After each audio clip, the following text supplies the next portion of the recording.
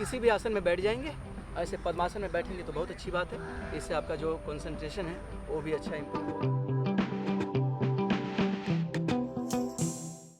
किसी किसी का ब्रीदिंग जो है बहुत शैलो हो जाता है, बहुत शॉर्ट ब्रेथ हो जाती है, लंग्स में प्रॉब्लम आ जाता है, लंग्स जो है वो अपनी कैपेसिटी खोने लग जाता है। तो लंग्स की कैपेसिटी को कैसे बढ़ाएं, डायफ्राम के फंक्शन को कैसे बढ़ाएं, ताकि आपकी जो ब्रीदिंग है वो गहरी लंबी हो, सांस जो है वो आपकी अच्छी हो, एक रिदमिक हो। और गहरी लंबी जब सांस होती है तो बहुत सारी बीमारियों से स्वतः आपको बचाती है। यदि सांस छोटी हो गई तो पहली बात तो गिफ्ट में आपको ये मिल जाएगा कि एंजाइटी, डिप्रेशन, फ्रस्ट्रेशन, ये सारी चीज़ें जो है वो ज़्यादा बढ़ने लग जाएगी और बॉडी के भी जो बायोलॉजिकल कंपोजिशन है वो चेंज होने लग जाएंगे। तो बहुत तरह की बीमारियाँ जो है मन से भी शुरू हो जाएंगी और शारीरिक रूप से भी शुरू हो जाएंगी। तो मानसिक भी और शारीरिक भी दोनों बीमारियाँ शुरू होंगी। तो उसको कम करने के लिए मैं आप लोगों को 4 आसन, सामान्य सा 4 आसन और एक लास्ट में प्राणायाम मैं बताने वाला हूँ, जिसको करके आप अपने ब्रीदिंग को बहुत अच्छा कर सकते हैं, सुदृढ़ कर सकते हैं, मजबूत कर सकते हैं। यदि कोई विकार आ गया है तो आप उसको दूर कर सकते हैं। तो देख लीजिए क्या करना है, बहुत आसान है। 1 आपको स्टैंडिंग बताऊंगा, 3 आपको सिटिंग में बताऊंगा और 1 प्राणायाम। तो पहला पोस्चर देख लीजिए, लेग्स को आपको लगभग 3 फीट के गैप पर रख लेना है, 2.5 से 3 फीट। आर्म्स को ऐसे टी शेप में रखना है, टर्न करिए लेफ्ट फुट को इस तरह से और साइड में ऐसे चेंज करिए। 1 2 3 और 15 सेकेंड्स तक होल्ड करके रखिए। 3 4 5 6 7 8 9 10 11 12 13 14 15। अब ऐसे ही रिपीट करेंगे राइट साइड में। अब एक इसमें और मैं आप लोगों को बता दूंगा दूसरा भी। एक्चुअली मैंने आप लोगों को 4 बताया था, तो 2 स्टैंडिंग में समझ लीजिए, 5 और 3 बैठ कर लेंगे। 1 2 3 4 5 6 7 8 9 10 11 12 13 14 15। अब इसमें आपको क्रॉस ट्रायंगल पोस्चर करना है इस तरह से। 1 2 3 4 5 6 7 8 9। पाम को चाहे तो सेम साइड भी रख लीजिए या फिर क्रॉस कर लीजिए।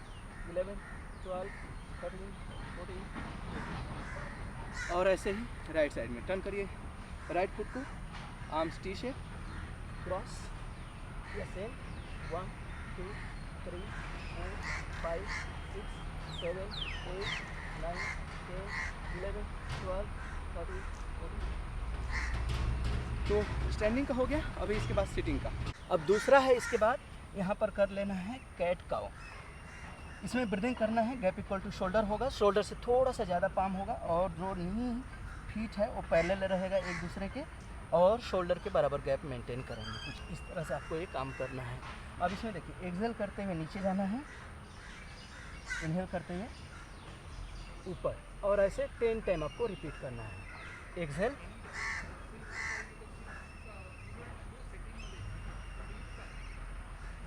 इंटरकोस्टल मसल्स का मैक्सिमम यूज़ करना है, डायफ्राम का मैक्सिमम यूज़ करना है, ताकि जो लंग्स मसल्स हैं वो हेल्दी हैं, उनकी कैपेसिटी बढ़े। 3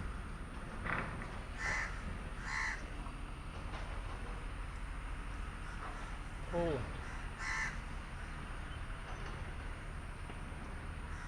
5 6 7 8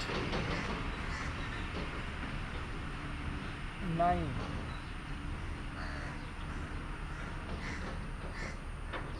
10। अब इसके बाद चाइल्ड पोज में आ जाएंगे। ऐसे बट पर हाथ को, हील पर बट को ले जाएंगे और ऐसे बैठ जाएंगे। आर्म्स को ऐसे स्ट्रेट रखेंगे और नॉर्मल सांस प्रश्वास। एल्बोज को चाहे तो थोड़ा सा बेंड कर लीजिए। 1 और ऐसे आपको 30 सेकेंड्स तक बने रहना है। 1 2 3 4 5 6 7 8 9 10 11 12 13 14 15 16 17 18 19 20 10 9 8 7 6 5 4 3 2 1। अब इसके बाद ब्रीज पोज कर लेना है, तंद्रासन कर लेना है। इसको भी आपको 10 टाइम रिपीट करना है। तो इस तरह से लेट जाएंगे, हैंड्स बिसाइड योर बॉडी, ऐसे इस तरह से, gap equal to shoulders between the feet. 1 2, tummy को खींच कर रखिए। 3 4 5 6, जब ऊपर जा रहे हैं तो सांस भरते हुए जाइए, नीचे आ रहे हैं छोड़ते हुए आइए। 7 8 9 10, और चाहे तो 10 सेकेंड्स होल्ड कर लीजिए। तो इस तरह से 4th एक्सरसाइज हो गई। अब थोड़ी देर आप रेस्ट कर लीजिए।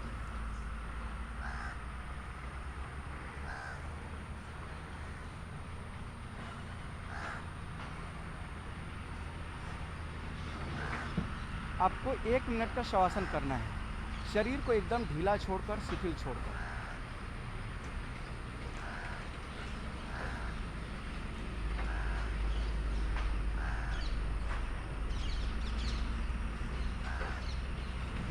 सांस आपकी सामान्य हो जानी चाहिए। फिर उसके बाद आप बैठ जाएंगे और बैठने के बाद अनुलोम विलोम का अभ्यास कर लेंगे। अनुलोम विलोम प्राणायाम, अनुलोम विलोम के साथ चाहे तो नाड़ी शोधन भी कर लीजिए। किसी भी आसन में बैठ जाएंगे, ऐसे पद्मासन में बैठेंगे तो बहुत अच्छी बात है। इससे आपका जो कंसंट्रेशन है वो भी अच्छा है। इसके साथ साथ जो मन को शांत करने के लिए आसन की ज़रूरत होती है, तो ये बहुत अच्छा काम करने वाला है। तो मन को भी शांत करेगा और इसके साथ साथ जो आपकी स्टेबिलिटी है वो भी बनी रहेगी। तो इसमें क्या करना है, अनुलोम विलोम में तो विष्णु मुद्रा में चाहे तो बना लीजिए और चाहे तो ऐसे ही कर लीजिए, इस तरह से भी कर सकते हैं, वो आपकी चॉइस है, इसमें कोई रिस्ट्रिक्शन नहीं है। अब इस तरह से आपको मैं विष्णु मुद्रा में बना कर दिखाता हूँ। तो सांस भरना है लेफ्ट से, किसी भी नॉस्ट्रिल से जो भी चल रही है उससे कर लीजिए।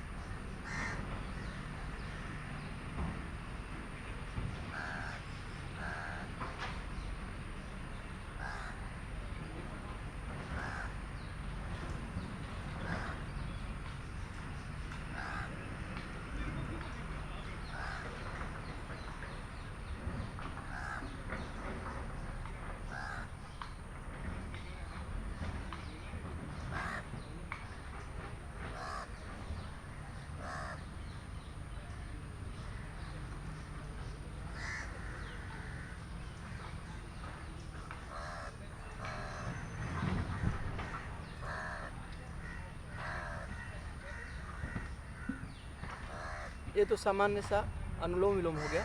अभी इसके साथ आप नाड़ी शोधन का भी अभ्यास कर लीजिए। तो नाड़ी शोधन में भी अनुलोम विलोम जैसे ही होता है, इसमें बस होल्ड करने का एक नया चीज़ जुड़ जाएगा। तो जैसे मैं आप लोगों को 5 सेकंड्स का करके दिखाता हूँ। 5 सेकंड में सांस भरना है, 10 सेकंड्स रोकना है, 5 सेकंड्स में छोड़ना है, फिर 5 सेकंड्स में सेम नॉस्ट्रल से इनहेल करेंगे, 10 सेकंड्स होल्ड करेंगे, एक्सहेल करेंगे फर्स्ट नॉस्ट्रल से। आप रेशियो अपने चॉइस के हिसाब से कर सकते हैं, आपकी जैसी कैपेसिटी वैसे आप कर सकते हैं। मैं बस छोटा सा करके दिखा रहा हूँ।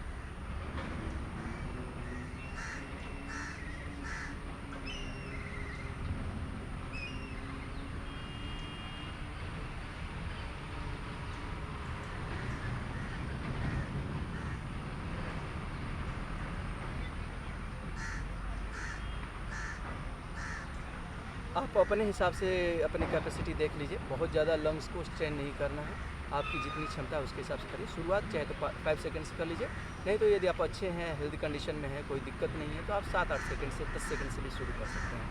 10-20-10 का भी रेशियो आप चाहे तो फॉलो कर सकते हैं।